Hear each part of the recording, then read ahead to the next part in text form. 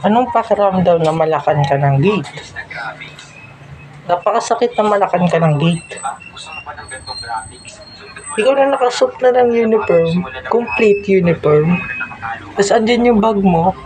Ay, bakit dalawa yung bag? Bag ko pala yan. Yun, dahil nakalak kami. Nakalak ang akin to pang gate. Di siya makalabas at di kami makapasok. Kasi yung bag ko nandito. Tingnan mo yung gate yung gano'ng kaliit kaysa sa bag ko. Maraming laman yan. Tapos ako na rin. Naka-complete uniform.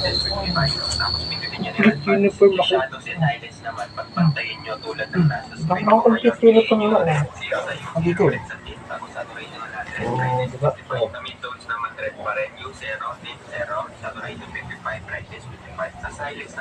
Diba?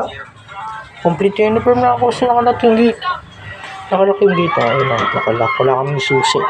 Hindi namin makukuha yung bag namin.